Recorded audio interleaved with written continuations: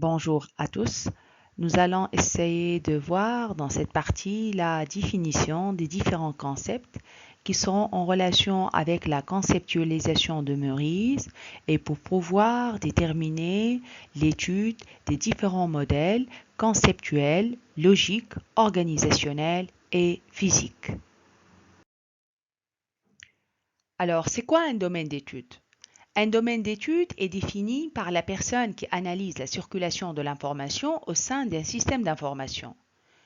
Le domaine d'étude est délimité à une ou plusieurs activités précises au sein d'une organisation donnée.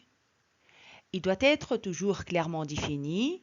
C'est un sous-ensemble cohérent de l'entreprise qui est bien délimité et qui va former le contenu de l'étude à réaliser. Comme on a dit, le domaine d'étude, c'est un domaine qui est informatiquement opérationnel, qui doit être clairement délimité et défini, qui doit minimiser les perturbations dans l'organisation lors de sa mise en place, qui doit minimiser les conséquences des choix organisationnels et techniques sur les autres domaines et qui doit correspondre à un projet de taille réaliste.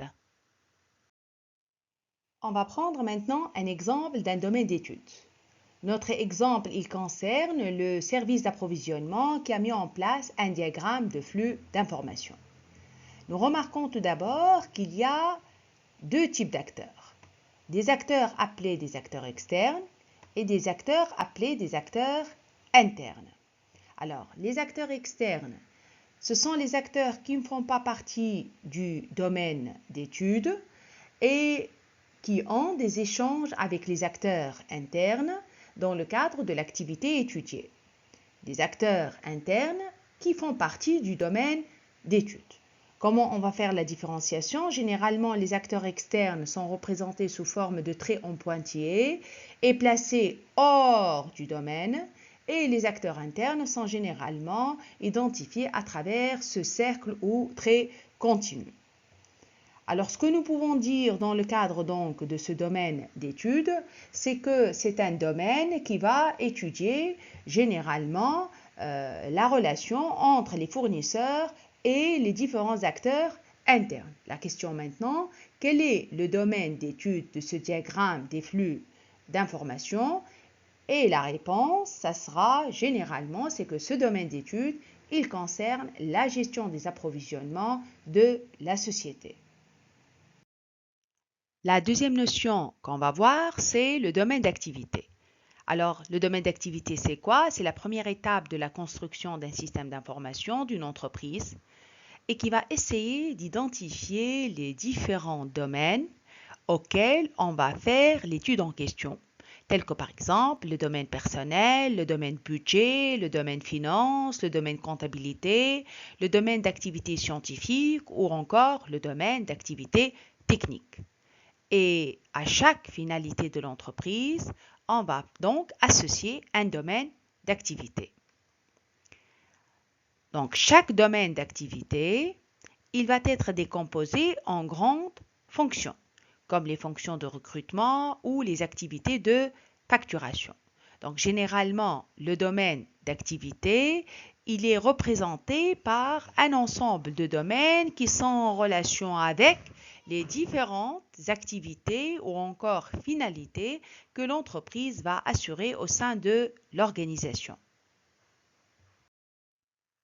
Maintenant, on va voir deux notions, l'activité et le flux. Alors, l'activité, c'est un ensemble de traitements homogènes qui transforment ou manipulent des données. Par exemple, l'activité de facturation. Là, on va voir dans le cadre de chaque domaine, tel que par exemple le domaine finance, une activité qui s'appelle l'activité de facturation. Ou encore, dans le cadre du domaine personnel et ressources humaines, on peut avoir l'activité de recrutement. Donc, dans chaque domaine, il y a une activité. Le flux, c'est la représentation d'un échange d'informations ou de données entre deux activités du système ou entre une activité du système et un système extérieur à l'entreprise. Exemple, l'échange d'un bon de commande entre le client et l'activité commerciale. Par exemple, on peut avoir un échange entre le domaine personnel et le domaine d'activité scientifique, l'affectation des recrutés. On peut faire appel aussi à une demande de budget entre le domaine d'activité scientifique et le domaine budget. Donc, il y aura ce qu'on appelle des flux, c'est-à-dire des échanges d'informations. On va voir la notion d'un acteur externe, qui est une source ou une destination des données situées en dehors du système étudié. Et là, on va parler par exemple des cours des comptes. Donc, pour faire en sorte les domaines d'activité qui sont les domaines personnels, budget ou les domaines scientifiques, dans le cadre du domaine d'études, on va faire appel à des cours des comptes pour pouvoir assurer le contrôle. Un domaine connexe du système d'information opérationnelle ou de pilotage, c'est un domaine qui va interagir avec le domaine étudié. Et là, on va parler du domaine des contrôles. On va essayer par la suite de voir les différents concepts en relation avec les modèles d'études de Meurice.